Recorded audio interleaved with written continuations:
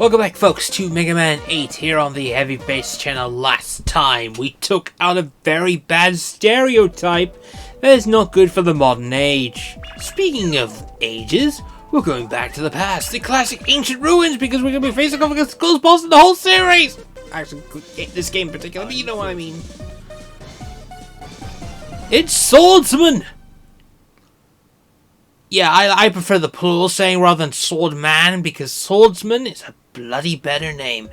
The jungles of Central Asia. As in Master Asia. Anyway, this is a temple level. It's actually a lot better than last time.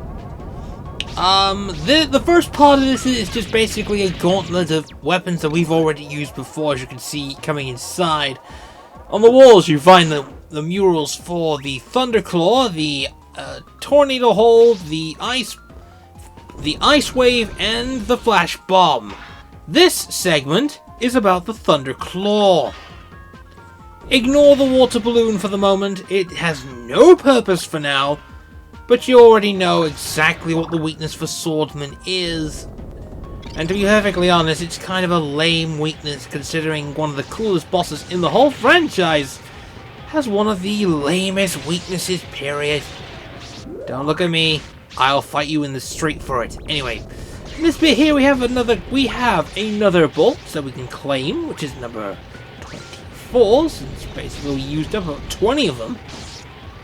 Strategically and strategy-wise, we did use them up. And here we get we done from that. So we have completed this section. Now we can just we can grind with all these enemies that we can get some free energy for. But pressing that switch will unlock the first part of the thing, which gives us our objective of the level. And of course the orb is now gone, which means we cannot go back whatsoever. We have another room to we have another one to approach. We're going to be taking on the Tornado Hold room. Like this one. The Tornado Hold, aka the replacement for the Rush Coil. It's... I still don't like it. I know what they were trying to do. They were trying to get away from the rush weapons. But basically having rush items and rush stuff is a bit mundane compared to the fact that everyone just wants to jump, use rush, because rush has sentimental value. They try with this one. I can admire what they tried to do, but at the end of the day, rush is still one of the most important things of the series. Boom, there you go. There we go. We have that. We have small bats now. Mother bats and tons of swarms of the bats, since, well, technically we are in a temple area. More or less. Using the Tornado Hole, we have to connect the two bits together, like so, and we are done with it. And you may have noticed, very small bits, but the bats now occupied, and there are a lot of bats, actually.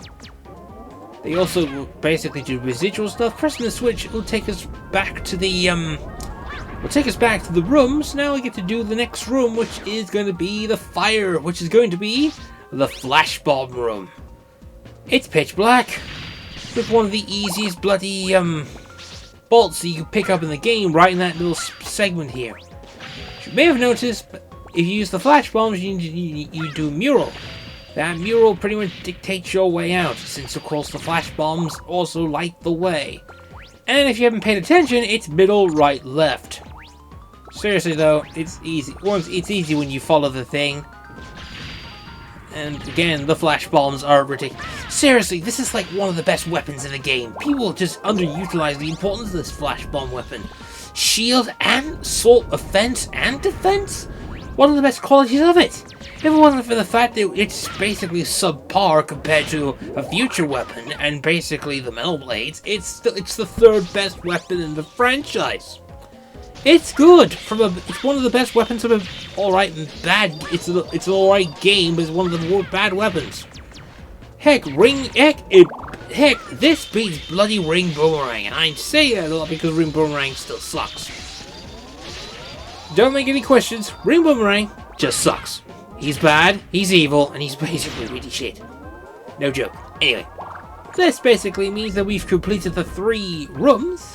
The last one is standing. We get some health back from during that bollocks. Now we're going to switch over to the Flash Bombs.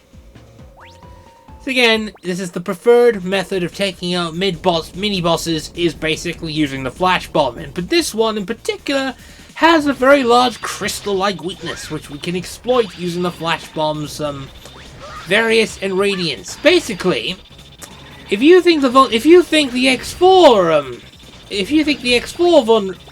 field effect, which is really good for the Mega Busters effect, is that good, well, we have a rush weapon to go with it. I can't remember what this one was, but this is the last of the rush weapons. And now we move on to the final bit, with a mechanic that kind of is a bit tedious. I can't remember this one. I think this was Rush Gift, because one of them is Rush Cycle, the other one's Rush Aid, and what's the other one? I can't remember, but there's quite a few items that we can get. But we also have a weapon to show off, which we do.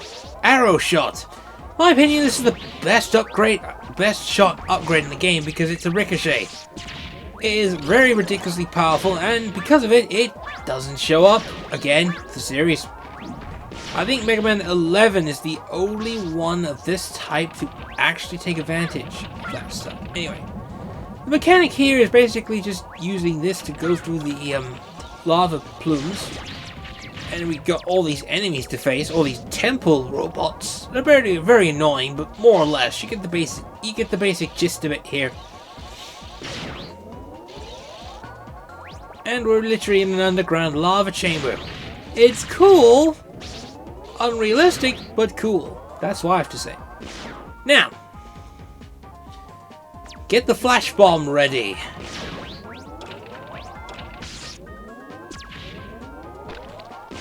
Normally you'd be like, through that, hit that, use the flash bomb on the stone part, climb to the top of the room, we find a treasure chamber. A treasure chamber that doesn't only contains bats and the last bolt of the level. So now we have all the bolts of the level. That works out, well, fine for us at least. Anyway, that's that. Anyway, go for that one, and we basically arrive at the boss.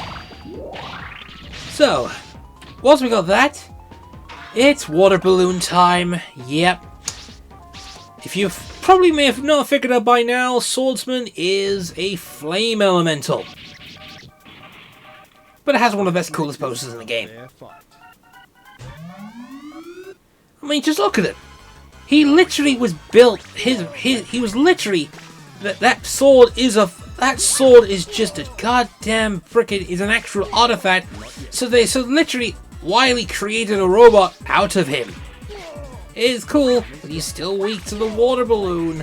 Water takes out fire after all. You know, the whole drill. And you can see, he does. And if you can stun him, that's enough stunning. We did it. Now, we didn't see his weapon in action, but it is a pretty cool weapon. And guess what? This continues the tradition of the red and orange white Mega Man Buster color. This is the weapon that we're going to be using, the Flame Sword. The Flame Sword is a much better weapon than Slash Claw. It is a fire weapon that you can use up close. It's still really good. I say it's a lot better than friggin' Slash Claw. Slash Claw does close range damage. Fire Sword just basically does a bit of damage itself. But more or less, we're pretty much saving and we got to 26. We have enough bolts to make another purchase. But next time we're going to be taking on something eccentric. A bit irregular, a bit weird, and a bit militaritarian. Next time, folks, we're going to be searching for a reason. Bye for now.